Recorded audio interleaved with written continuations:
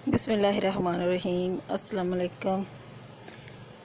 आज हम बनाएंगे आलू की कतलियाँ, जो कि बहुत ही मज़ेदार बनती हैं और बच्चों और बड़ों, आलू तो बच्चों और बड़ों को सबको पसंद आते हैं।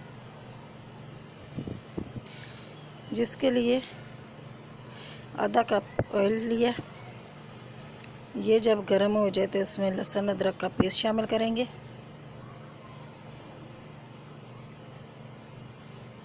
और लहसुन अदरक के पेस्ट को थोड़ा सा हिला लेंगे, पका लेंगे गोल्डन ब्राउन होने तक। ये देखिए इस कंडीशन में आ जाए तो उसमें प्याज शामिल करिएगा। पहले प्याज शामिल नहीं करने, क्योंकि लहसुन वाले आलू हम बना रहे हैं। इसका जायका टेस्ट बहुत ही अच्छा आता है और ये बहुत ही मज़ेदार बनते हैं। जब कोई चीज़ पकाने के लिए समझ में ना आए तो ये बना लें।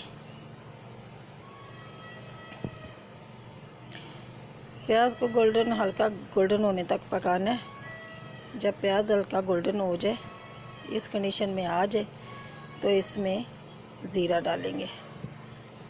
गोल्डन तो नहीं हुआ, लेकिन थोड़ा सा सोते करके इसमें ज़ीरा डालेंगे और थोड़ा सा ज़ीरा पकाने तक प्याज भी थोड़ा सा गोल्डन हो जाएगा तो उसमें टमाटर डालेंगे। ज़्यादा गोल्डन नहीं करना।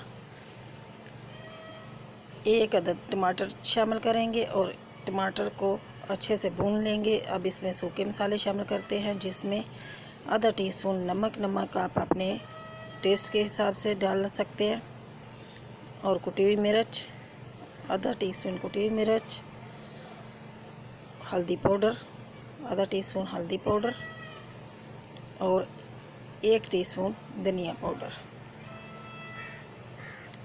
इसको अच्छे से भूनेंगे और इसमें थोड़ा सा पानी का छटा लगा लेंगे ताकि मसाला हमारा सही तरीके से भुन जाए।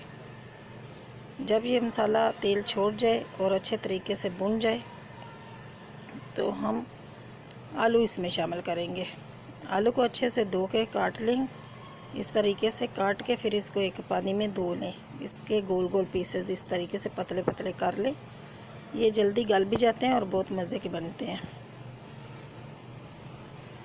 इसको भूनेंगे। इसको इतना भूनना है ताकि भूनते वक्त ही आधे हमारे आलू गल जाएंगे।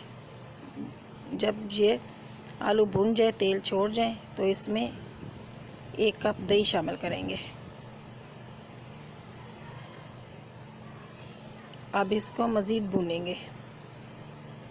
इतना भूनेंगे कि दही की जो गुठली वगैरह ना रहे, अच्छे से इसका मसाला भून जाए। 2-3 हरी मिर्च इसमें शामिल कर लें। आप चाहें तो कट लगा के शामिल करके लें या ऐसे ही। ये आलू हमारे गल चुके हैं। मीडियम आंच पे इसको ढक के रखा हुआ था। अब हरा धनिया इसमें डालेंगे, क्योंकि दही के पानी में से ही ये हल्की आंच में ढक्कन लगा देंगे तो ये आलू हमारे गल जाएंगे। ये आलू का सालन हमारा बिल्कुल रेडी है। इसको नान के साथ खा लें, रोटी के साथ खा लें।